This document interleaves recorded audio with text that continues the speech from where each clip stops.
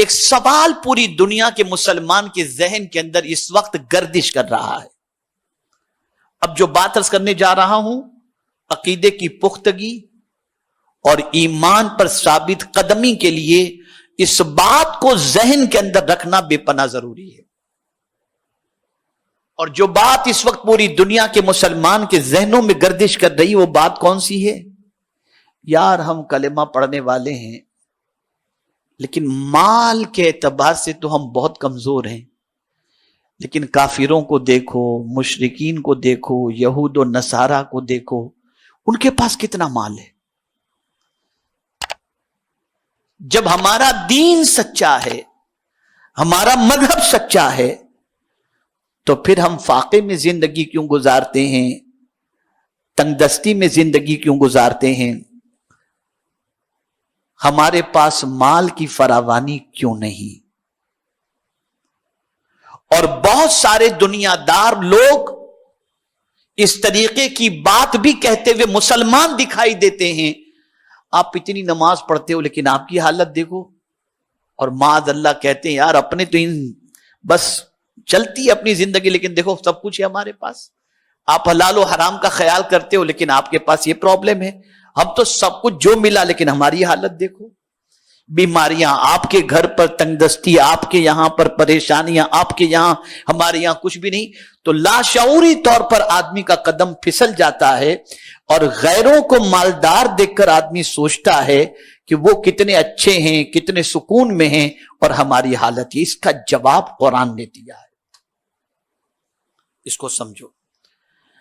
اللہ عز و جل ارشاد فرماتے اللہ یبسط الرزق لمن یشاء ویقدر وفرحوا بالحیات الدنیا وما الحیات الدنیا فی الآخرہ الا متاع.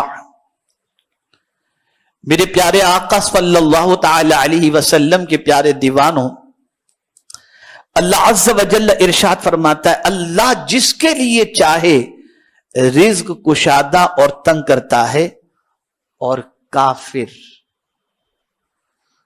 دنیا کی زندگی پر اترا گئے. یعنی جس کو دنیا بہت زیادہ دی گئی وہ دنیا کی زندگی پر اترا گئے. ہمارے پاس تو سب کچھ ہے، ہمارے پاس کوئی کمی نہیں. تو جن کو دنیا کی متاع دے دی گئی، دنیا کی چیزیں دے دی گئی، وہ اس میں اترا گئے. میرے پاس تو یہ ہے، میرے پاس تو یہ ہے، میرے پاس تو یہ. اب قرآن ان دنیا کی چیزوں کے بارے میں فرماتا ہے وَمَا الْحَيَاةُ الدُّنْيَا فِي الْآخِرَةِ إِلَّا مَتَاعٌ. اللہ ارشاد فرماتا ہے دنیا کی زندگی آخرت کے مقابل نہیں مگر کچھ دن برت لینا. یعنی یہ دنیا کی زندگی میں جو چیز تمہیں ملی ہے، یعنی کافروں کو دنیا میں بہت ساری چیزیں مل گئی لیکن آخرت میں زیرو. آخرت میں انہیں کچھ نہیں ملے گا. مومن اگر دنیا میں تنگ دست ہے تو آخرت میں اسے جنت اللہ عطا فرما دے گا. تو آخرت میں سب سے اہم چیز جہاں پرماننٹ رہنا ہے وہ پرماننٹ والی جگہ جہاں پر اللہ عز و جل کیا عطا فرمائے گا؟ جنت عطا فرمائے گا.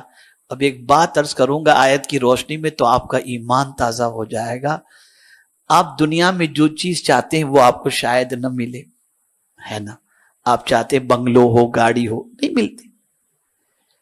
لیکن اگر دنیا میں آپ نے ایمان پر ثابت قدمی کے ساتھ اپنی زندگی گزاری اور جتنا اللہ نے چاہا آپ کو رزق عطا کیا اس پر آپ خوش رہے، اس لیے کہ آپ کو پالنے والا، ہم کو پالنے والا اللہ ہے اور وہ جانتا ہے کہ کتنا کس کو دینا چاہیے، اور اس سے زیادہ مہربان کوئی دوسرا ہے ہی نہیں. وہ رحمان و رحیم ہے، وہ اپنے بندوں کا بھلا چاہتا ہے، اپنے بندوں سے پیار کرتا ہے اور وہ سب کا پالنے والا ہے. اللہ نے جتنا دیا اس پر آپ راضی رہے، ہم راضی رہے، ایمان پر ثابت قدم رہے، تو پھر مولا فرماتا ہے میرے بندے یہ دنیا تو ختم ہو جائے گی. اگر کوئی بلینر بھی ہے نا تو مر جائے گا تو سب یہیں رہ جائے گا، کچھ لے کر وہ جانے والا نہیں ہے. لیکن جہاں ہمیشہ رہنا ہے وہاں کیا ہوگا؟ تو قرآن کہتا ہے دنیا میں تیری تمنائیں پوری نہیں ہوئی نا، اب آخرت میں تیرا معاملہ یہ ہوگا وَلَكُمْ فِيهَا مَا تَشْتَهِي أَنفُسُكُمْ، تو جو چاہے گا آخرت میں تجھے عطا کر دیا جائے گا۔ تو جہاں مسلمان پرماننٹ رہنے والا ہے وہاں جو چاہو گے اللہ عطا فرمائے گا۔ تو یہ دنیا کے انسانوں کے پاس، کافروں کے پاس مال و دولت کی فراوانی دیکھ کر گھبرانے کی ضرورت نہیں، اس لیے کہ ان کے لیے دنیا ہے، ہمارے لیے آخرت ہے۔ تو سوال یہ پیدا ہوتا ہے جو مسلمان دنیا میں مال والے ہیں تو کیا وہ غلط ہے؟ نہیں، اس سے مراد یہ نہیں ہے۔ بات یہاں پر کفار کی چل رہی ہے، وہ اپنی دنیا پر اترا گئے، لیکن مومن مالدار دنیا پر اتراتا نہیں ہے۔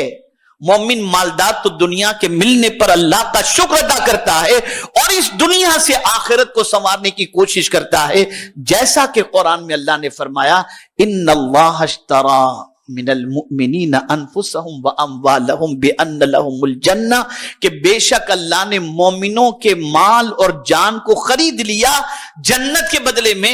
تو مومن کے پاس مال ہوتا ہے تو وہ حج بھی کرتا ہے، وہ زکوٰۃ بھی دیتا ہے، وہ مسجدیں بھی بناتا ہے، وہ غریبوں کی مدد بھی کرتا ہے۔ تو مالدار ہونا کوئی عیب کی بات نہیں، لیکن وہ مال کو عیاشی پر خرچ نہیں کرتا، گناہوں پر خرچ نہیں کرتا، اس پر اتراتا نہیں ہے، بلکہ اس مال کے ذریعے جنت حاصل کرنے کی کوشش کرتا ہے۔